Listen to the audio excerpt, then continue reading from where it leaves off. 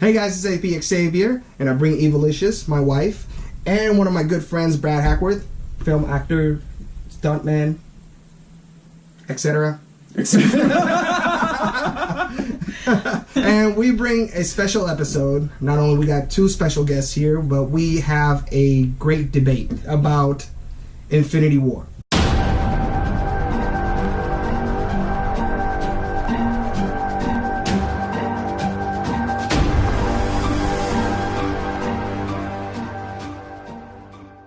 The reason why we're here is because Infinity War is in Netflix now. Everybody's seen it in the world. If you haven't seen it by now, my goodness, get out of that box, and Netflix. That's easy. It's on Netflix. Exactly. I mean, if you didn't spend Christmas watching Infinity War, I mean, good for you. You got a good family, and you wanted to spend time with them. But for all the rest of everybody out there, I mean, come on.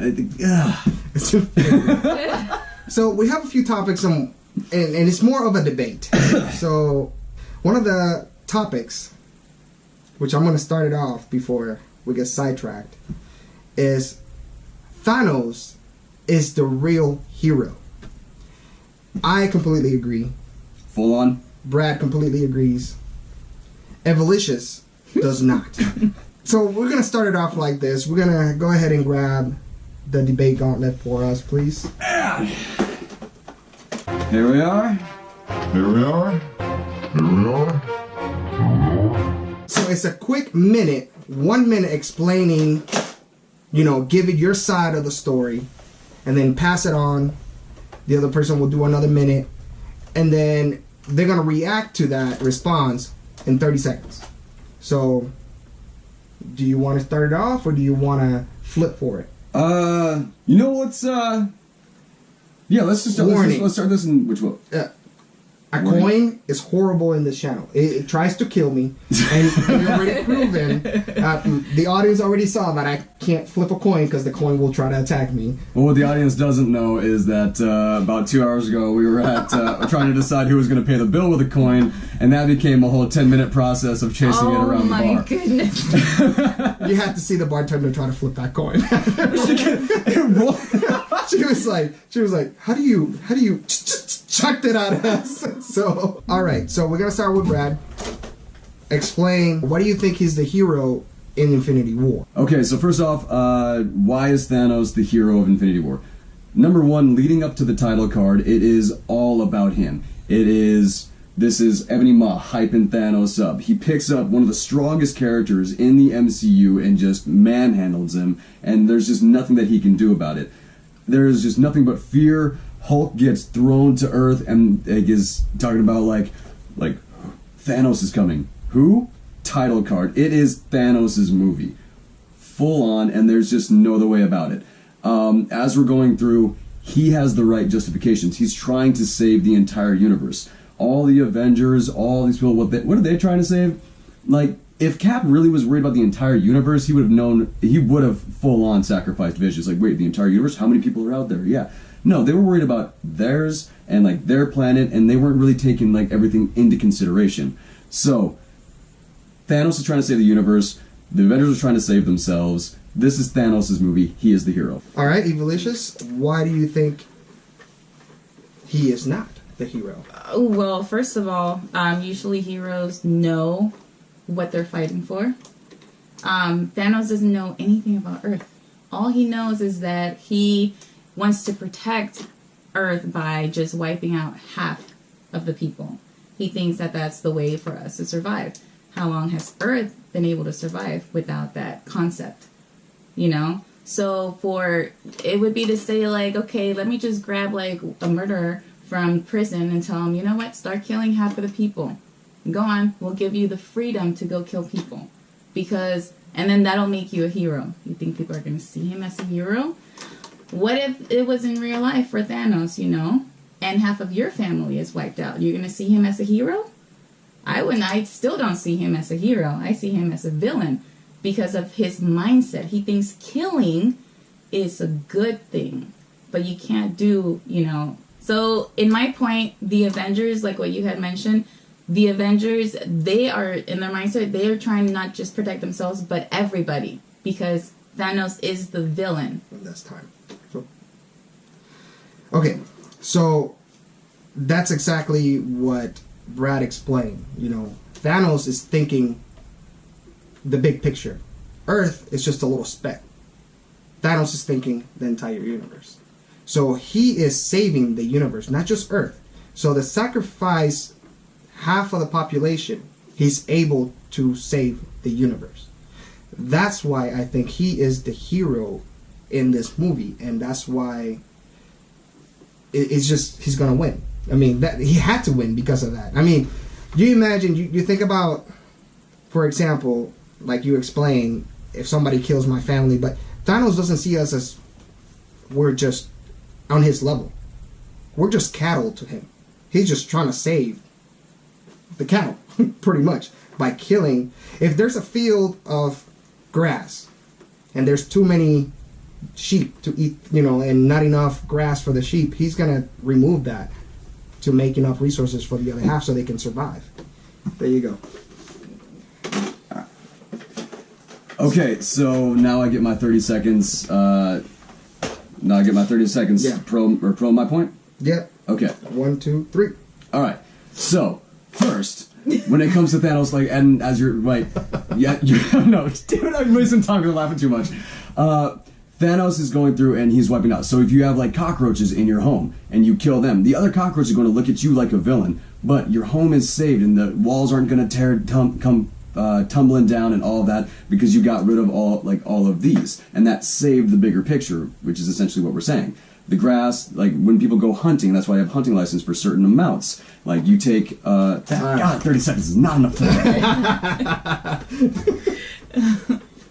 All right. Go ahead. All right. First of all, I'm not a cockroach, okay? I'm just kidding. I'm kidding. Okay. Honestly, the way Thanos sees things, whether we're the living in a speck or we're sheep or whatever it is, I don't think Earth has anything to do with the rest of the universe, you know? So basically, whatever happens here, it's not going to affect the universe. But in his mindset, it is, because he's been to different worlds. And then he's like, okay, if I... 30 seconds is not enough time. All right, Alex. All right. So in conclusion, Thanos, he lived through it. It happened to his home planet, so he doesn't want it to happen to the entire universe. He sees that this is the only way he can save, by destroying half. Yes, you might want to argue, well, what about he creates double? We already talked about that. We already came to the conclusion that's not going to work, because then people are not going to learn their lessons why things got cut off. They need to learn their lessons, so they kill the population, they learn their lesson. So, tight. All right. I need a second. Wait, okay, I got it. All right. No. So, like, if you double the resources and you get that, like, if you give somebody an inch, they take a mile. That is notorious. But if you punish somebody for something that they do, they stop doing it, and it lessens the odds that they're going to do it again. When Thanos is going through, he says, I have the will for it. I'm the only one. Like, this is necessary. He doesn't even see that it is the thing that should be done, but it is the thing that has to be done because he watched, like, he's the only one left of his race. Now, in the comics, he was a mutant. Exactly. And I'm just going to touch it because quick point. He also said that he failed before. He did mention that. So he must have tried something. He tried to save his people from going extinct, and yet in the comics, Thanos is a mutant that like wound up living much longer and all of this. So he tried to save his people, and now he is the only one. He is a survivor. He is the only one of his race left, and he is left completely alone because had they done this, he wouldn't be alone. He's living this life of just like eternal, or I mean, he's not gonna live forever, but like he's just living this life all alone and devoid of his race and people like him, and everybody looks at him as a villain because he survived something that he doesn't want anybody else to go through, and he is taking it upon himself to be the bad guy to everybody, to all the little people who don't know what's going on and just seeing all of this happening. He is accepting his role as bad guy to save their futures. Exactly. So, there you go. All right. Who is he for him to decide who gets to live and who gets to die? Even though he did not decide, it was just, he wasn't the one that actually decided, but just making the decision to snap his finger and have half of the population die. Who is he to do that? Well, if it would've clapped, no, you don't have the gauntlet. 100%. You don't have the gauntlet, okay? I do. Okay? Just because it happened to his people in his world doesn't give him the right to go to every other world. Yes, he's been through it. Okay, great. Good for him. Sorry for him, for his loss, whatever. But just the fact that he was able to sacrifice the one thing that he loved, and of course it hurt him and he was mourning, blah, blah, blah. That's the type of person that will do something like this, like wipe out half of the planet. Not anybody can do that. So he is the perfect person to do that. Doesn't make it right. You're looking for it. All right, so right here, I need my other veteran here to touch this as well, because this is going to be a veteran point. Now, as Thanos is about to is making that sacrifice, and he's taking that into consideration, what soldier, what person about to deploy, making that sacrifice, the thing that we want the most, time with our children, time with our family, like time of safety, everything like that, to live in the ignorance of like what the world is, and be escaped from that and go that. Instead, we sacrifice that and we put ourselves through this incredible turmoil and go and we pull this mission that we don't want to do. We don't want to be a part of that, but still there's a part of us that finds that necessary. There is something in there. It is a mission. It is a need to be done. He is a narcissist. He views himself as grandiose and that's why he takes it upon himself. He doesn't want anybody else to go through that pain and to have that, so he takes it upon himself. That is his responsibility. That is the choice that he is making, and that is what makes him a hero. Is that he doesn't have this thing, and it is just him. Hold on. Okay, I'm holding. Earlier you said blah blah blah. Blah blah blah. Sorry, I had to promote Hotel Transylvania. I do not say blah blah blah. But no, he's doing it because nobody else is doing it. Sorry, Adam Strange could have done it. Adam Strange? Adam Strange. That's the alternate timeline where Adam Doctor Warlock. Strange and Adam Warlock do Patara fusion. Yes. So,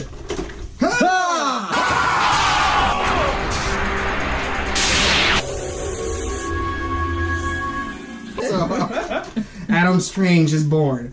No, he could have done it. Anybody with the gauntlet or with the Infinity Stones at one point could have done it. Nobody did it. The only solution was to wipe out half of the universe to save the other half. Hashtag Thanos the hero.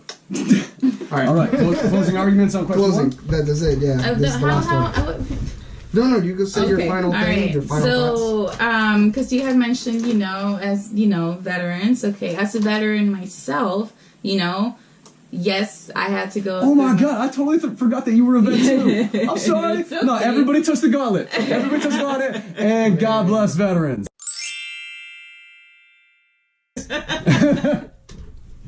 Oh, that's okay. But think about this. Yes, we had to sacrifice our time to leave our families to complete our mission, do what we needed to do. We signed that contract. We chose to sign that contract. Mm-hmm. Nobody forced us to do that. Right. But then think about your home, right? Let's say if you don't have much to eat, but you have a huge family.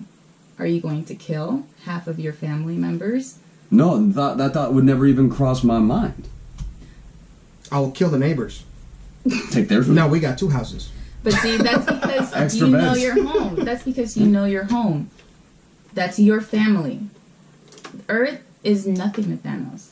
Nothing at all. So for him, it doesn't matter. Yeah, he thought about it with his people and his plan. And what did they say? He was crazy. He was a lunatic. Why would you do that? Okay. And then look at Gamora. He hated him. Her whole, from when he took her to, when he killed her, she hated him. Why? And even she said it. Why would you think that it's okay to do that? We were fine. We were living fine, Killing half of the people is not the solution to the problem. So what he did just is making people it's making it worse than making it better. Okay. All right, we gotta. Okay, so we're doing the closing arguments. Do you want to have the final closing? No. No. Do you want to? Well, I mean, it's your channel, so I want to give it to you. It's all you. It's all you. I said what I had to say, and okay. So now, as I need a second. I was banking on you doing that for a second. Let me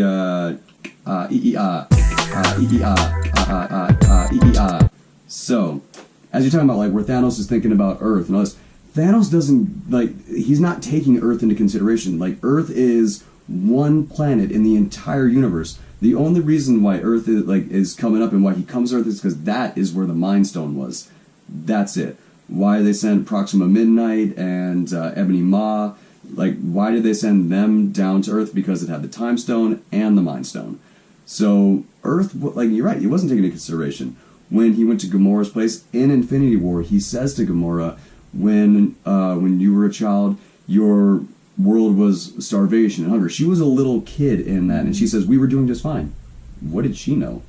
She didn't know what was going on her planet. Like he went to a starving, dying planet, killed half the population, and says that when he checked in on them, now the children are playing, the skies are clear, it's a healthy planet. So he has been doing this. He ran his little experiments before the Infinity Gauntlet with an army, and he did that, and he's watched it be successful. And yes, tragic in the moment, 100%. The future of every planet after he has visited them has actually thrived, according to him. Now, we have not seen the evidence of that. That hasn't been presented, but all we have to go on is the fact that he said that.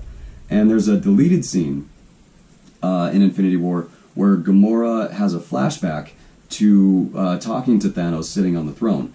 And, like, she has, like, somebody's head in a bag, and she gives it to him, and she's, like, super pleased, and she's, like, happy with herself that she had made Thanos happy. Mm-hmm. Like, there was a point there. Like, she became a good guy, but before that, she was a villain. She was one of the children of Thanos. She was evil. Like, she says she hated him, but I think that's her guilt going back on the things that she did in the past. And, like, instead of taking it upon herself, she's throwing the guilt from what she did in the past to her dad, which makes her hate him more and makes her hate him retroactively. Like, to say that she hated him then, but in that deleted scene, it did not look like she hated him. It looked like she genuinely loved him. That is my closing argument on that one. Moving on to the next question. Oh, well, most of the audience now, he took his shirt off. Is Shuri smarter than Tony Stark? So I'm going to pass it off to Evilicious, and she can get to start this. Let me get the timer ready. 1, 2, 3. Okay. So the question was, is Shuri smarter than Tony Stark? I remember we were talking about it a few nights ago, and in my mind, I'm thinking because of the age of Shuri and everything that she's been doing, and something that she said in Avengers Infinity War was when they were trying to, they had Vision on the table, and she asked, why didn't you try this other option? And then Dr. Banner, looked confused, oh, well, we didn't even think about that. So from there, I'm thinking, okay, there's, so much that she has on her hands there in Wakanda that, she's able to do a lot. We had in Black Panther, they had to bring someone from the U.S. to come over here because they knew this is the only way that he can be saved. I need to take him to my country. I need to make sure that he survives. And it was Shuri the one that was able to help him survive that. Now, the only problem is that Shuri was born and raised in Wakanda, and then, of course, Tony Stark, born and raised in the U.S. They have different technologies, different things, and then, of course, they focus on different aspects. But to me, I think Shuri might be smarter. Well, so I guess that's okay. All right, so I'm going to start it off, and then I'll pass it to you. Because I'm going to say a quick thing. All right. So, Wakanda is actually way advanced than the United States. I agree with that. I don't know if you agree. Oh, full on. Okay, so now, give a kid an iPad have him do some calculations, he'll get it done. Take that iPad away, have him do it on a piece of paper, have them struggle. That's what I think when I see Shuri. She is smart because of the technology, how far they are, and because they have adamantium. Take the adamantium away, I want to see how she is. So I'll leave it at that. I'll pass it on to you. Now that's that actually works out perfect because I was going to make all the same points.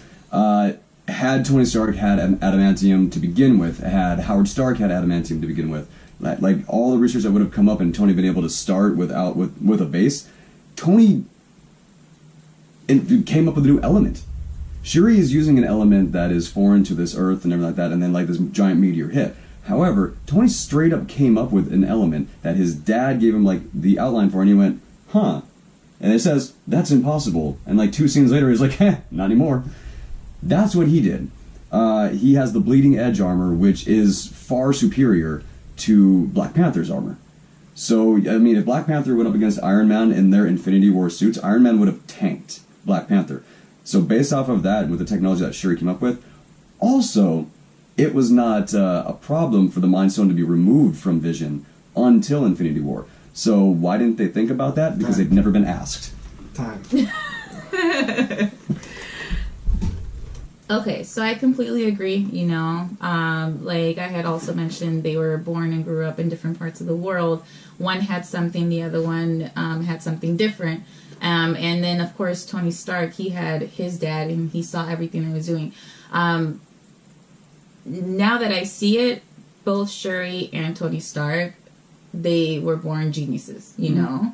So Tony Stark was able to make something out of nothing, basically, you know? And so he made his suit. He made many suits, you know? And he is the man that he is to the point of Infinity War. And he was able to survive because of his intelligence, everything that he came up with. Shuri, on her end, she's able to make things for, you know, Black Panther, blah, blah, blah, make it better for him. And then, like you had mentioned, like, if Tony Stark, Iron Man and Black Panther were to fight, then Iron Man would win. After seeing the suit now, yeah, that's debatable, too. That's Whoa, no. Let her finish that final point, though. Come on. Go ahead. After seeing the final suit and everything that he had, just like Banner was like, whoa, where did that come from? That's like, you can tell, like, Tony Stark's intelligence is like, it's never ending. You know, he keeps coming up with more stuff for his suit. So that fight, it could go for Iron Man. Okay. So, with how that goes, will Shuri be smarter than Tony when she's at Tony's age? Definitely, because of exactly what you said with, like, you give a kid an iPad, all that, they're going to be able to go farther. Tony came up with the first concept, the Mark I, in a cave, just flat out. Mm-hmm. Now, Shuri's also in a cave, but it's in a mountain of adamantium. That's a vibranium. We've been saying adamantium. We've been saying adamantium. Oh, my goodness. Oh, vibranium. Anyways, let's continue. Okay. All right. Just soundproof it over. So yeah, we're 3 nerds sitting here arguing about nerd stuff, and we're using the wrong nerd term. Wow. Yeah, we're successful. Okay. But Shuri's abilities and everything that she has, the proof that's in the pudding. Where, I mean, even if you have to like think about a question, could Iron Man take out Black Panther? Look at what Iron Man did against Thanos, and then look at how fast Black Panther went down against him. Mm-hmm. It's, I mean, just based off of the fights in Infinity War itself, Iron Man far superior. And stack that on, Shuri, I mean, really, I don't really have a stronger argument than the fact that they never even thought to remove it from Vision. Mm-hmm. They that wasn't a question. They thought how to put it in Vision, how to make it work, how to make it like active, how to bring Ultron alive, and then how to bring Vision alive. It was never a question on their mind. So when he said, you know, we didn't think of it, it's like, yeah, of course he didn't think of it. The question was never asked. Well, and immediately, like the next thing that happened after Banner helped create Vision was they got into a fight in Sokovia, and then Hulk left the planet. So Banner hasn't seen Vision since the day after he created him. Isn't it Vision made of vibranium? Mm-hmm. That's why they were able to do it in Wakanda. To have somebody do it in the United States with no knowledge of vibranium, they're going to struggle. So, of course, they're going to have a better chance in Wakanda because he came from Wakanda. The technology is from Wakanda. So, that's my closing point. That makes sense. A little lower? No. So, Oh, that gauntlet's knotted. it's glowing. No, all right. All right.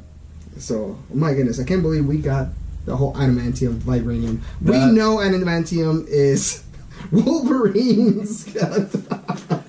It's okay. I don't know who started. I don't know who started us off with adamantium. And like on the playback, I really hope it wasn't me. It started in the living room. What? In the living room when we were before planning we- it. Oh, that's true. Yeah. And I think that's why it carried on. And then I did say adamantium, take adamantium out of it. And I think I started it here in this conversation. And watch, I want to do a playback and it'd be like, so, Just the look of realization that it washed over all of our faces. no! Oh, nerd fail. Outside of the whole debate thing, now that I remember exactly what Shuri said in the movie, it wasn't like, because you mentioned nobody thought of removing it before, but I don't think they were talking about this, like how they had created that. And she had mentioned, did you guys think about doing it collectively? And then that's when he was like, oh, well, we didn't really think about that. Because I think the way It was like re-sequencing the things into that pattern. I guess. Do you remember how long like they worked on Ultron or on Vision? Ooh, that was like an all-night thing, like, right? Or a few... That's what I'm saying. It was no, it wasn't. That was Ultron. Sleep. When it was Vision, they had to do it before Cap could get from one side of the world to their side on a Quinjet. Okay. They did that. They created artificial intelligence and had it be as successful as Vision was in like 2.5 hours. That is true. Okay. So, I mean, if they had any time to throw towards that, I bet they would have been a lot more successful, but that wouldn't have gone down that way. But they were so rushed in creating that Oh, I didn't think about that far. All right. Let's move on to the next question. And it has nothing to do with adamantium or vibranium. or vibranium. Doctor Strange. We're going to talk a little about Doctor Strange. He knew what it was going to happen. Was that the question? But first off, yeah, I mean, totally. I mean, of course he knew. I think that's too obvious, considering the fact that when he was like talking, and he said to Tony, he's like, "This was the only way." He's like, "How many?" Your face was priceless. How many possibilities did he say we came out on top?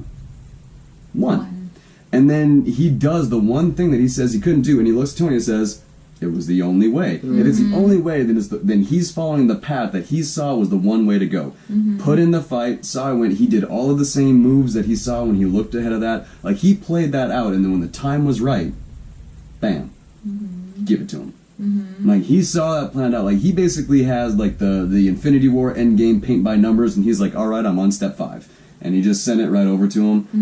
Okay. I don't know. I mean, if you have an argument against that, No. So we all agree with that, right? Okay. So it leads to the next question: is that which is the best strategist? Was it Star-Lord or Tony Stark, or was it really Doctor Strange?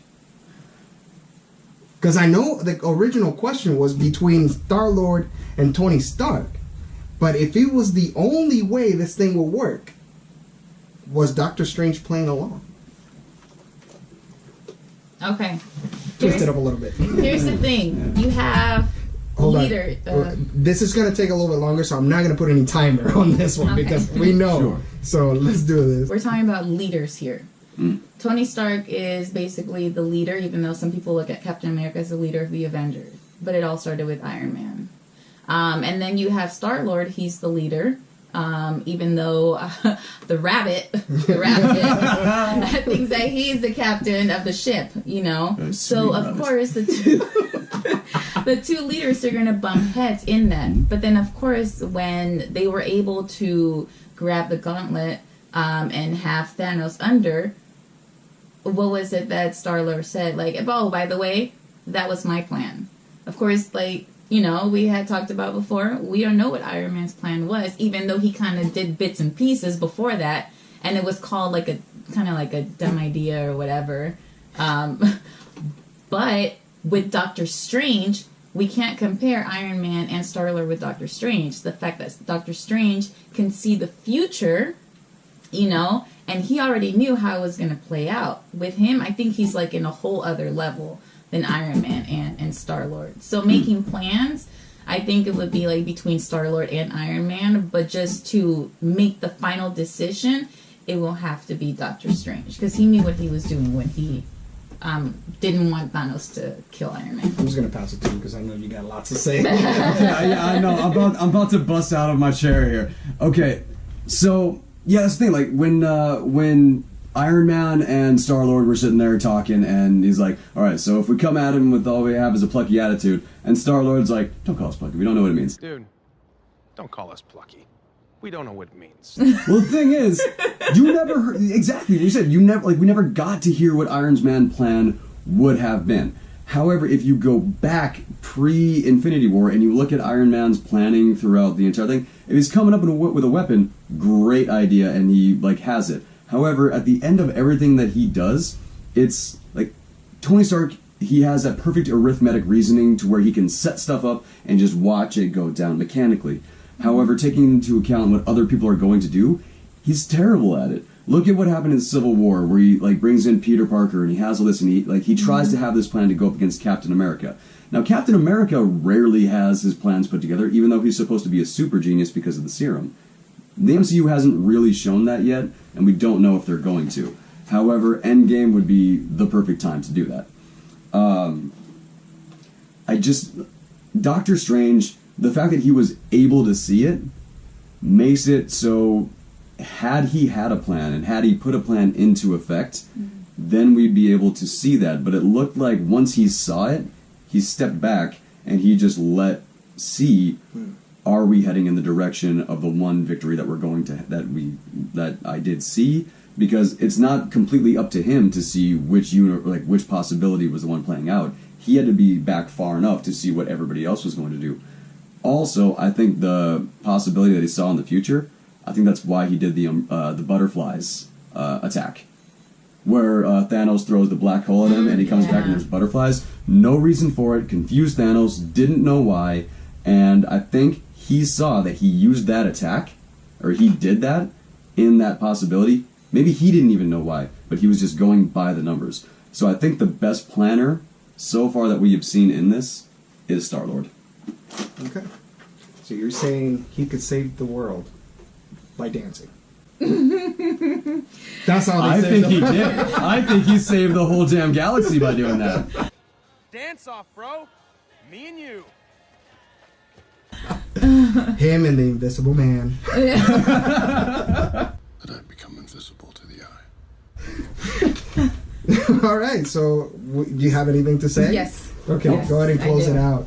Okay, so, we've agreed that Star-Lord is the best planner. Yes. But let's change the question a little. Best leader, because then we see the two of them working together, and the two of them... Stark. You think Star-Lord? No, I think hands down. Stark. Okay, Stark. so I thought you said Yeah, Star-Lord. Tony Stark. Yeah, I think it's Iron Man, because you can see in all of the movies since the Iron Man, for very first Iron Man, and even in this one, how he just doesn't do everything himself. He likes to have his people, his team members, help him out with ideas. Like, he asked Spider-Man, all right, you see what's going on? What's your plan? What's your plan of action? And even though it started off with like the movie Aliens, the idea, what did Iron Man do? Took his advice. Yeah, That is the right. kid watched more movies than I did. Boom, there it is. But Star-Lord, there's always an argument between him and the rabbit, about who's the captain of the ship. That's true. And you don't really see a lot of other people within there, that he goes to saying, like, do you have an idea for it? No, he tells them what to do. He says he's a better planner, blah, blah, blah. But Iron Man, he even allowed Captain America to take charge at one point. That's why I think maybe some people are confused who's in charge now. Okay, so we all agree that Stark is the better leader. Yes. We agree. Okay. Then the next question, the worst emotional death in the movie. I think the most emotional death in the Infinity War was Gamora's death. Because there was so much emotion going on in that scene, especially with Thanos, that I would say that is it.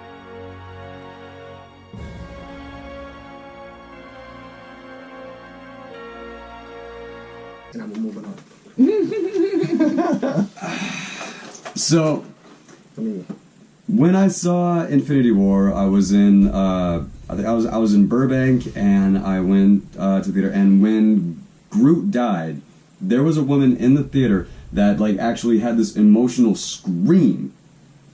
That, I mean, everybody was crying when everything was going down. And honestly, actually, I can't even remember if it was in the theater that I was in, but everybody was freaking out about it, and they were like, "Did you hear that woman?" And I'm like, "No," but they were talking about this, and they were talking about all the ones that died and everybody that got hit, and just Peter Parker, Spider-Man's death in that, the fact that he knew it was coming before everybody else knew it, his spider sense was kicking in, and then it took longer because he was so strong. Whatever the theory that you have with that, it's a throwback to Homecoming.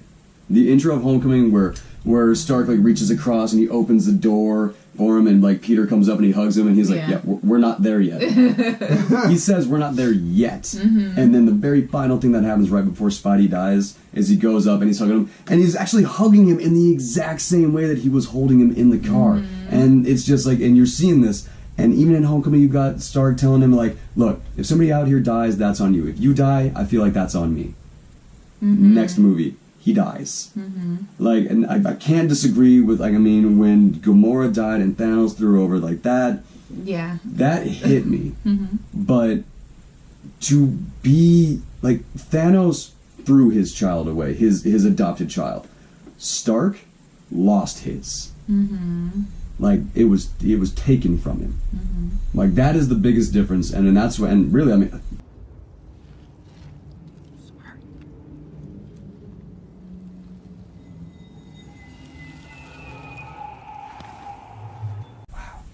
just this movie is all about Stark and Thanos to me. Oh my god.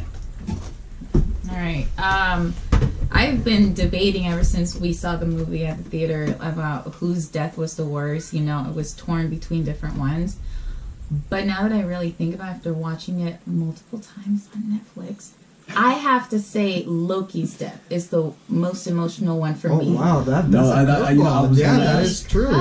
Because in the previews to this movie, he still looked like the villain. He still looked like the bad guy. Oh my goodness, he's gonna give Thanos the one thing that he shouldn't. But of course, since the movie wasn't out yet, we didn't know why he was doing that. Why was it that he did to distract him so Hulk can come running and and crash into him and beat him up? So and the fact that he was going to allow Thanos to kill Thor, but you can tell in his eyes, he's like, "That's my brother. Yeah, I'm not from there. I'm not Asgardian."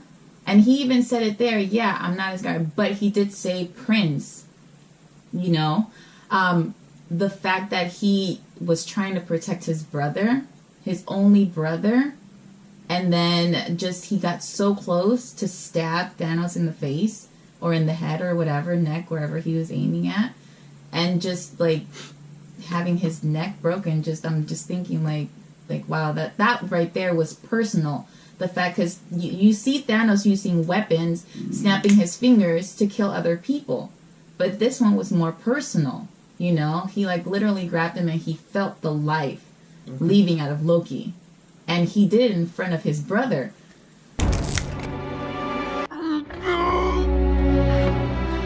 No resurrections this time. So, I understand both of you guys' point, saying which death is more important, but you got to think about this too. You guys have movies and years that build up to that point. I'm talking about how Thanos became, you got to know Thanos in that movie and his point of view, and the only thing that he loved the most was his own daughter had to kill her to save the universe. Still my hero. I'm not gonna, I mean, Thanos is my hero of this, of this movie. Thanos is the hero 100%. But Thanos is not a hero. And that is... See, that's the thing. In this movie, he is the hero. But he is the protagonist, and our heroes are the antagonists. But that is just the switch of a perception and amazing filmmaking, and like the Russo brothers just doing an amazing job. But, and yes, the emotional impact of that, of just Infinity War, start to finish, sacrificing, like finding out that this character loves this other character, and then that character has to sacrifice that character to do the thing that he doesn't want to do, but he feels that because he is the only one who has the will to do it, he has to do it. He doesn't want to do this, it's just written all over his face. Like, when she looks and she's like, tears, and God, Gamora wears it on her face perfectly. To find out that someone genuinely, actually loves you. And no matter what way they think love works. I mean, that's definitely not how love works. But That's definitely true. she, like, spent her whole life thinking that she was, like, captured or whatever, like, what you want to say. But in that moment, she gets to realize that he really does, in his whatever way that he views it, loves her. Yeah. That is a just hardcore scene, and that's gonna have to be up to the audience, what they want to choose, because I can't concede that to you, because just watching people, just knowing that Tony starts out the movie, his first appearance in Infinity War, he's talking to Pepper about how he wanted a kid. He's been dreaming about it and he hopes for it. Talking to Peter in Homecoming. Everything. Just the difference between one character throwing away his child and the other one losing his surrogate child. I think, and I don't know if any of you have thought about this, but the emotional death that we picked has to do with an adopted family member. You got the adopted daughter, you got the adopted son per se, because Tony Stark took him under his wing. What's his name? Peter Parker didn't grow up with his dad, so he saw Tony Stark as his dad. And then on my end is brothers, an adopted brother. With me, I chose Loki, and yes, I cried with the Gamora part, and I cried with the Spider-Man, because that was my first choice, was Spider-Man. But I went with Loki because he was always seen as the bad guy, because of all the things, the mischiefs that he did, and how he would go behind his brother's back, his dad's back, and even when their mom died, you could tell he was just, they weren't his real family, but because he grew up with them, he still loved them, So let's put a pause real quick. Hold on. Yeah. We had to take a break because we had to take care of some baby issues. Let's see. With Loki's death, and you're right, with the emotional setup and how that went, and within about 2 minutes, he had his redemption and he had his comeuppance, which just, what an amazing 2 minutes after, how many appearances did he make? It was all 3 Thors, Avengers. He had at least 4, maybe 5 appearances in the MCU before that. He was our villain before Thanos, and I think, what a remark, what a just brilliant way for the filmmakers to take an old villain and the person that we root for, the person we hate, everything like that. We just kind of have that wiggle room, remove him. Have our new villain, no, this guy is so epic that just, nope, old villain, guy that everybody was afraid of, all of that. And also, see, one of the things about Loki, is a trickster. And the reason why we all loved him is because in the span of his lifetime, which was like 1,500 years, because he's like right about the same age as Thor. So in 1,500 years, we've only been seeing him act like a dick for like the past 10 years of his life. So like most of his life, he was not a bad guy. He was actually a good, like he was a good dude. He played tricks, he did all this, but he loved his brother. He was a good brother. And as we were talking about, we're like, Thanos doesn't look at us like we are on his level and all this stuff, and he's like separated from us. Loki's a god.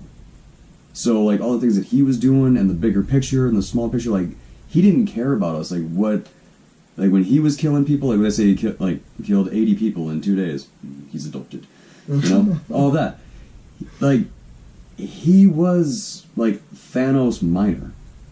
And then Thanos comes in, and then he just everything that Loki was, except no fun. That's true. And Thanos did use Loki in that Avengers movie. That's where he got Loki got his comeuppance from the people on Earth, from Thanos. Like he got like everything, and like in his redemption, all in just one tiny thing. If he was left out of the MCU from here on forward, I think that would be the perfect ending for Loki. So, like, with that death, with that being, like, such a strong emotional death, I think that was the best death. But I don't think it was the most emotional one. Well, that concludes today's episode. Right? Yeah, right? It's going to be a two-part episode. And if you enjoyed this episode and have any crazy answers or crazy theories, please comment below. Go ahead and subscribe to my channel. Hit the like button. Thank you for watching. Just in time.